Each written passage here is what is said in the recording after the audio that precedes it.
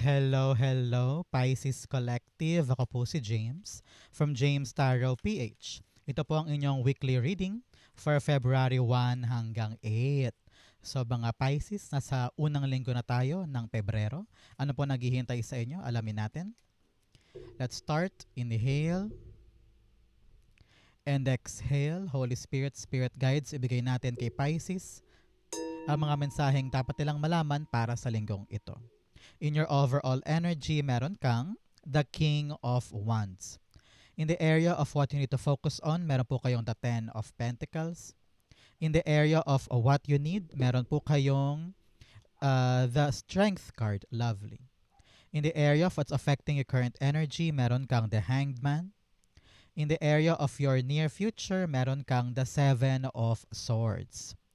In the area of your challenge, meron kang the Star card. In your fortune, meron po kayong the Four of Cups. Beautiful, beautiful, beautiful. In the area of your divine messages, meron po kayong the Five of Swords. At ang outcome nyo po for the week, ito po yun, mamaya sabay-sabay natin siyang bubuksan at the end. But first, mga Pisces, thank you po muna sa inyong mga donations. Saka po sa mga hindi nyo pag skip ng ads. Naku, napakalaking tulong po yan para sa akin every time na meron tayong libreng reading para po sa inyo. Salamat din po sa bawat like and comment. Malaking suporta rin po yan sa paglago ng ating channel. Thank you po. So, in the background of your reading, meron kang the Knight of Pentacles. Okay? Now is the right time for you Pisces na itanim na yung bawat hakbang patungo sa mga plano mo. You need now to create or lumikha ng mga plano na alam mong doable, alam mo na practical at kayang-kayang mong gawin. Sabi dito, meron kang goal meron kang plano here with the King of Wands at sinasabihan ka na, huy, dahan-dahan lang, paunti-unti, itry natin, subukan natin, wag ka daw magmamadali ha, panahon to para gradually makita mo kung ano yung mga dapat ihanda, kung ano yung mga dapat buting tingin, maliit man or malaking detalye, no? The slower the better daw. Because kailangan dito mapulido mo daw muna yung latag ng plano bago natin hakbangan. Okay? Now is the right time for you to think of that perfect plan, kumbaga. Because nakita ko dito na sa planong to, sa preparasyon na ito, nakasalala yung magandang andar nung gagawin mo. Okay? So, congrats and good luck. Kasi nakita ko naman dito na basta napagplanuhang mabuti, approve. Basta pinagnilay-nilayan mo, smooth sailing ito para sa'yo. So congrats po. Okay? The Knight of Pentacles, partneran natin ang card of the week, collaboration. Collaboration achieves greater goals. So makipag-collab ka daw sa ibang tao para makita mo kung paano pa dapat ma-improve, ano pa ba yung mga nakakalimutan mo, ano pa ba yung hindi mo pa nakikita or natatouch na aspeto sa planong yan. Maaring meron kang nakalimutan, no? Kaya importante na makipagtulungan ka sa iba para makita mo rin yung mga bagay na hindi mo pa nakikita before. Okay? So it's all about you having another eye or having another voice or having another opinion para lahat ito ay magkaroon ng solid na pundasyon. Okay? So, in your core energy, meron kang the King of Wands. Si King of Wands, sinasabi dito ng yung spirit guides, Pisces, na yung planong yan, yung idea mo na yan, nako, ilaban mo yan. Ilaban mo yan. Maging matapang ka this time. Maging adventurous ka naman at palaban. Try the new opportunity. Try this new adventure na matagal mo nang gustong gawin pero madalas pinanghihinaan ka. Ngayon, harness your power, harness your energy kasi kaya mo. Para matupad tong plano na ito, sugsugan mo ng doable na ideas. Na parang, okay, today ito gagawin ko, next week ito naman, bukas ito naman, paunti-unti, kumbaga, meron kang hagdanan na malinaw sa'yo kung paano mo siya i-execute every single day. Kumbaga, level 1, level 2, level 3, yun ang pagdadaanan mo. And dapat ready ka daw na pagdaanan yun para ito'y dumating na sa life mo. Ang importante dito, Pisces, hindi ka susuko. Hindi mo siya aatrasan at mas magiging matapang ka nakunin siya. Okay? Clarify natin. The King of Wands is being clarified by the Ace of Pentacles. Yes, you're thinking of that future. You're thinking of that bunga na maaari mo makuha sa blessing na ito o sa plano na yan. Halimbawa, ang pinagpaplanuhan mo ngayon ay pangarap kong makapunta sa Maynila kasi may magandang trabaho doon. And then, alam mo, kayang-kaya mo siyang makuha. Alam mo na kayang-kaya mo siyang maabot. Kaya importante ngayon yung plano before getting that blessing. Kasi diyan ka pwedeng magkamali sa preparasyon, sa kahandaan, no? Importante naghahanda ka na ngayon bago maglatag ng totoong plano at bago mo aksyonan. Kasi abot kamay, Pisces. Abot kamay yung biyaya, abot kamay yung blessing. Example din, pangarap mong makabili ng gantong gamit. Example lang. So, yung mata mo nandun na, yung gamit na yun. Example, gusto mo makabili ng bagong iPhone. Example lang. So, we need to create a concrete plan para makuha ito. At yung planong yun dapat may step by step kang naihanda para maganap siya. Ganon ka simple, ganon ka concrete yung para sa'yo. So, do that, everything will go smoothly at abot na abot mo to. Okay? So, tanungin kita ngayon, Pisces, ano ba tong blessing or biyaya na gustong-gusto mo nang makuha this time? At ano din yung mga planong handa mong gawin para makuha siya? So, i-manifest na natin yan. I-comment mo sa baba, I manifest na tong blank na gusto kong makuha ay makuha ko na this time. Comment down below, it will be yours. In the area of what you need to focus on, meron po kayong the 10 of Pentacles. Sabi na yung Spirit Guide Pisces, panahon na ngayon para maging seryoso ka sa mga pangmatagalan at permanenteng biyaya. Okay? Wala ka ng time para magpaligoy-ligoy or magpaiba-iba or makonfuse. Now is the right time for you to plant that seed. Itanim mo na yung plano mo, yung idea mo para sa long-term gains. Example, ngayon pangarap mo na makapagtayo ng sariling negosyo. Pangarap mo ng lumipad sa ibang bansa kasi sabi mo, nandoon ang umaapaw na biyaya para solve na kaming buong pamilya. O kaya ngayon, pinagpaplanuhan mo yung balak mong project na gusto mong ipasa, na kapag pinasa mo, alam mo na set off ka na at pasok ka na pag ganun. So, yung mga long terms na maaari nating kitain or mga long terms na maaari nating makuha, you need now to start thinking about that. Example din, pangarap mo na about retirement. Nag-iisip ka na ng retirement home or sarili mong bahay, sariling lupa. Ngayon dapat meron ka nang iniisip na concrete step para gawin yon. Okay? Clarify natin. The 10 of Pentacles being clarified by. So siya nga pala, Pisces, saan po kayo nanonood ng ating reading for today? Kamusta po kayo? Comment down below. Kayo ba'y nanonood tuwing umaga or bago matulog or after work o kaya sa biyahe, no? Kamusta po kayo ngayon? 10 of Pentacles, the Temperance card. Yes, you are willing to work hard for this. Okay? Sabi na yung Spirit Guides, dapat ngayon palang mahaba na ang pasensya mo, matyaga ka, mapursige ka. Kasi nakita ko dito, in order for you to get this long-term pangmatagalang kita or pangmatagalang blessing, dapat handa kang sumuong doon sa tamang proseso. Walang shortcut, walang pagkainip, walang pagkairita, dapat handa kang dumaan doon sa sistema. Example, balak mo magkaroon ng pera ngayon para makabili halimbawa ng makabayad halimbawa sa utang. Example lang. At nakikita mong solusyon ay mag-YouTube. Example. So, kailangan daanan mo yung proseso. Mag-upload ka every time, makuha mo yung right followers or subscribers para ma-monetize ka, yun pwedeng long-lasting. Pero dapat yung proseso, wag mong iiwanan, wag mong bibitawan, or wag kang maiinip. Kasi kailangan talagang daanan yan. And that process deserves hard work, dedication, para magbunga ng maganda. Okay? Isa-isip mo to, maganda to. In the area of what you need, meron po kayong that strength card. Magpakatatag ka daw this time. Especially sa prosesong dapat pagdaanan. Huwag ka mag-alala, Archangel Michael is here giving you the assurance na protektado ka niya, ligtas ka sa gagawin mo na ito, kaya mo to. Ang kailangan lang talaga, readiness in your part to do the work. Okay?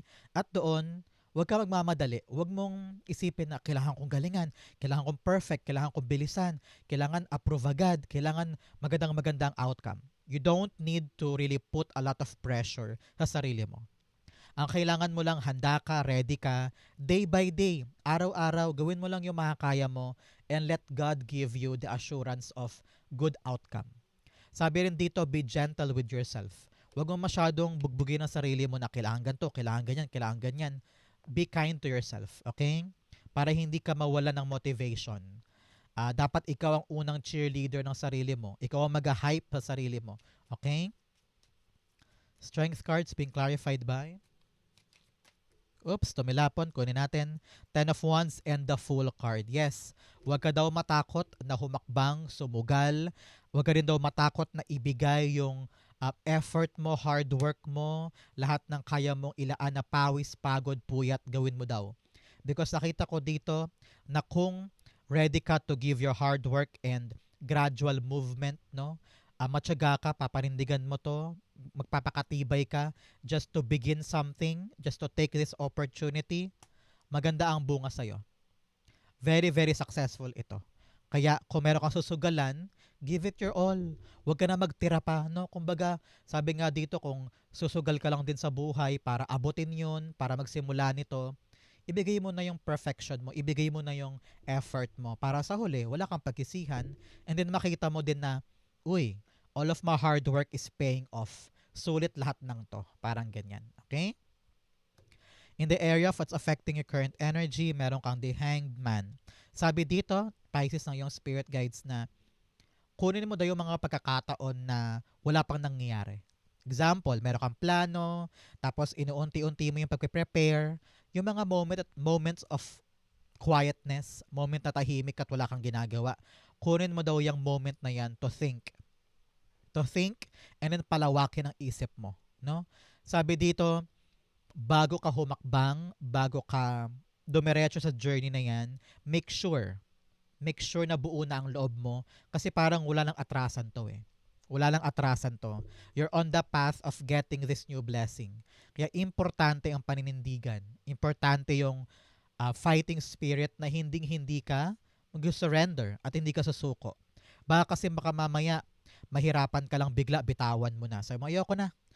Dito lang ako. So, yung mga moment of quietness mo, use that as meditation para matutunan mo kung kanino ba ako lalapit, kanino ba ako makikipag-collaborate, kanino ba ako makikipag-usap para maliwanagan ako sa mga dapat kong gawin. Okay? Napaka-importante yan for you. The Hangman's being clarified by the Page of Pentacles. Yes, yung mga moment na tahimik ka, wala kang ginagawa, pag-aralan mo siya. Example, meron kang negosyo ngayon, no? So, meron kang binibenta, mga products, ganyan-ganyan. Pero yung mga moments na wala ka namang ginagawa, wala masyadong tumatawag or wala masyadong customer, magbuklat ka ng aklat, pag-aralan mo yung negosyo mo, sabi mo, alin ba dito ang hindi kumikita? Alin ba dito ang malakas? Pag-aaralan mo siya para lalo nag-i-improve, no? Sabi dito, huwag kang matapos or huwag kang mapagod na pag-aralan yung gagawin mo para lumaki na lumaki at tumibay ka ng tumibay. Solid foundation yan for a really secured tagumpay. Okay? Ngayon, huwag kang, sabi dito, huwag kang makukontento lang sa stock knowledge mo. Always have the hunger or uhaw sa pagkatuto. Kasi power mo yan para yung plano moving forward dire-diretso.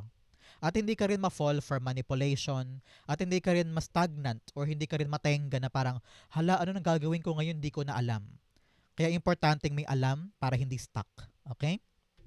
In your near future, meron kang the Seven of Swords. In the near future, sabi dito, quiet ka lang.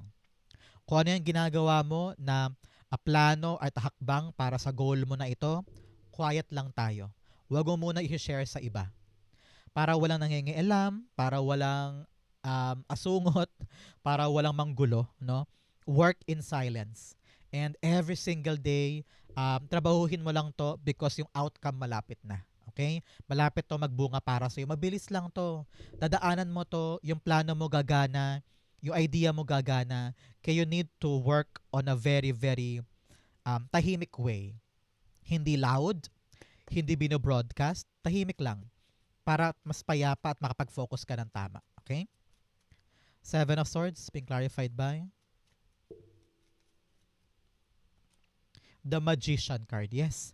Kung ano man tong planong gagawin mo o kaya bagong project or bagong idea na medyo may kaba ka dito, naramdaman ko. But now, mamaniin mo lang to in the near future. Parang ngayon, syempre, marami kang kaba kasi maraming unknown or unfamiliar, no, na kailangan ihakbang. Pero dito, once na makuha mo na yung groove, once na makita mo na, ay, kaya ko pala to, easy lang pala, I can learn pala as I go, doon makakabuo ka na ng mga bagong strategy, nag improve nag-upgrade ka na, and mas pinagkakatiwalaan mo na ang iyong sarili na parang I can manage this, I can create this, I can continue this. It's all in your hands, kumbaga. Kaya ngayon, Pisces, kung nanonood ka at medyo nahihirapan ka sa isang bagay, naku, balang araw, master mo rin yan. Smooth sailing, tahimik, hindi mo na kailangan pang sumigaw or tumawag ng maraming tao. Your silent win ito eh. Tahimik at tagumpay at talaga namang you're on your own zone. Walang gugulo sa'yo at doon dire-diretso na aandar para sa'yo ang lahat ng ito. Okay? Kaya importante sarilinin muna tapos work in silence, everything will be fine. Okay? In your challenge, meron kang lack of awareness and self-reflection. Sabi dito, kailangan aware ka sa sarili mo, sa paligid mo. Have some insights pagdating sa mga bagay na hindi mo daw nakikita or hindi mo daw napapansin. Especially sa bahay, sa pamilya, sa sarili mo, baka mamaya hindi ka pala aware na ikaw yung uri ng tao na madalas mag-walk out. Ngayon parang, ay ganun ba ako? Ay ganito pala ako. So kung ano yung mga mali mo, itama natin siya. Maging aware ka para magkaroon ka ng self-reflection. Alisin yung dapat alisin, i-improve yung dapat i-improve. Be the better version of yourself. Okay? In your challenge, meron kang the star card. Sabi dito, wag na wag mawawala ng pag-asa. Okay? Pinapayuhan din po kayo, take care of your health, take care of yourself. Lagi mo daw isipin yung positibo kaysa negativity. Okay? I don't know why. Pinapayuhan ka, Pisces. I'm seeing 333 on my clock. 333, that is angel number of spiritual love and protection. Wow, napaka-blessed mo. Alam mo, meron ka daw kamag-anak na nasa kabilang buhay na ginagabayan ka at pinoprotektahan ka hanggang ngayon. So mamaya, after watching this video, magtiri ka ng kandila o kaya magdasal ka lang to pray for your ancestors kasi pinoprotektahan ka nila. Okay? So, with that, sabi ng yung spirit guides, believe. Manalig ka sa pangarap mo. Manalig ka sa gusto mo. Huwag na huwag mawawala ng pag-asa kasi kaya mo yan. Kaya mo tong abutin. So continue watering. Araw-araw, put your hard work, put your effort, and it will be yours. Narinig ko rin dito, huwag sukuan. Hindi porket may aberya, hindi porket may issue, bibitaw ka na. Huwag mo daw sukuan. Okay? Star card, yun, tumilapon. I-clarify natin. Dalawa. The Nine of Pentacles, and then the Strength card. Yes, you can make it. You can make it at the top, no? Kayang-kaya mong payabungin yung pera mo, kayang-kaya mong magtagumpay with the Nine of Pentacles. Ang kailangan lang talaga tibay ng loob at saka pananalig. Pag meron ka ng dalawang yon, garantisado ang kaching-kaching at success sa ginagawa mo ngayon. Okay? Very important yan, isa-isip mo. In your fortune, meron kang fogged in, go slow and take your time. Yes, two cards na nagsabi sa'yo na Strength card and the Knight of Pentacles na dahan-dahan lang daw. Mas magandang pinag-iisipang mabuti. Take your time before making a move. Take your time before making a reaction or decision para tama bawat hakbang. You also have Desert Passage. Trust there is a divine plan. Kung medyo naguguluhan ka ngayon sa buhay, nahihirapan, manalig ka daw na may divine plan si God para sa'yo. Manalig, magtiwala, magkaroon ng pananampalataya, things will get better. Okay? In your fortune, meron kang the Four of Cups. Sabi dito no yung spirit guides, alam daw niya na many times ka nang na-disappoint. Ilang beses ka nang nag-fail, nasaktan, nadurog ang puso, na-reject, and hanggang ngayon dinadamdam mo daw yan. So don't worry, this is the good news para sa iyo, Pisces. May bagong darating na oportunidad. May bagong darating na pintuan or pagkakataon para sa'yo na kailangan mo daw tanggapin.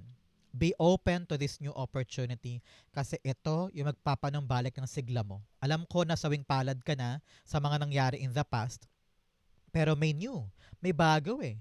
May bagong binibigay sa iyo si God na sabi dito, wag mo daw sayangin. Give it a shot. Take a chance on this because nakita ko na para sa iyo to. So, panahon to para maging receptive ka at maging open ka for new opportunity. Okay? Clarify natin to. The Four of Cups being clarified by the Ace of Wands. Yes, talagang may excite ka dyan. Pag dumating sa'yo mo, ha? Ayan na yun. Yes, yes. Parang, sige, try natin. Sige, subukan natin. Ngayon, gagana yung ideas mo. Gagana yung utak mo na parang binigyan ka ng new chance, binigyan ka ng new hope, no? Some of you, parang nakita ko dito, lilipat na ibang bahay. Or aalis ka, going somewhere para asikasuhin to. Nakita ko dito na new life ito, new beginning. So, take this chance, take this door para sa'yo. Kasi, chance mo to for a new life. Okay? So, kumapit ka, pagplanuhan ang dapat pagplanuhan para ito'y magbunga ng maganda na long lasting. Okay? Very important yan. I-claim mo para sa'yo yan. In your divine messages, meron kang conclusions are within reach. Kung ano daw yung pinaghihirapan mo ngayon, malapit nang matapos yan. Meron kang prosperity lies ahead. Wow, i-claim mo to. Meron daw po kayong kasaganahan na naghihintay para sa inyo soon. Claim it, it will be yours. In your divine messages, meron po kayong the Five of Swords. Si Five of Swords, sinasabi dito ng yung spirit guide Pisces na lumayo ka na sa away, lumayo ka sa gulo. Hindi worth it ang makipag-away or makipag-gitgitan or pumatol man lang, no? Change your perspective at ibaling mo na lang yung energy mo sa karapat-dapat. I don't know, parang narinig ko dito na hayaan mo na, pagpasensyahan mo na, let go mo na lang. Huwag nga i-big deal, parang ganon. Okay? You should know what's valuable para sa'yo at doon ka maglaan ng effort. Okay? Five of Swords being clarified by the King of Pentacles. Yes. Yes, yes, yes. Tama nga. Kakasabi ko lang. Dapat alam mo kung ano yung mahalaga. Dapat alam mo yung dapat mong paglaanan ng effort. Example, busy ka sa pag-aaral ng tutorial sa YouTube. Tapos yung kapatid mo inaaway ka on the side. Parang papatulan ko ba to? O aayusin ko na lang to? Pagtutuunan ko na lang pansin tong pag-aaral ko ng YouTube tutorial. So, you should know when to leave, you should know what to prioritize at dapat alam mo kung ano yung asungot lang na hayaan mo siya mag-ingay, hayaan mo siya magalit. Basta ako nakatutok ako sa permanente, sa sigurado, sa magbibigay sa akin ng saysay moving forward. Okay? Parang ganon. So, isa-isip mo yan. Ang outcome mo ito, but first bigyan muna kita ng fortune cards. You have tulip, great passion. Yes, use your passion and love para sa kapaki-pakinabang at long-lasting. You also have flowers, happiness. Congrats po, i-claim mo yan. May happiness daw pong darating sa buhay mo this week. Oh, 2 beses. Flowers and happiness are here. Talaga namang this is gonna be a happy week po para sa inyo. Congrats. You also have box, you will receive a gift. Meron daw po kayong makukuhang regalo this time. Congrats. From lover maaari o kaya from a gift of attention, a gift of advice, o baka kaching-kaching may magbayad sa'yo, or meron kang makuhang reward or incentive from something that you have done in the past. Congrats po.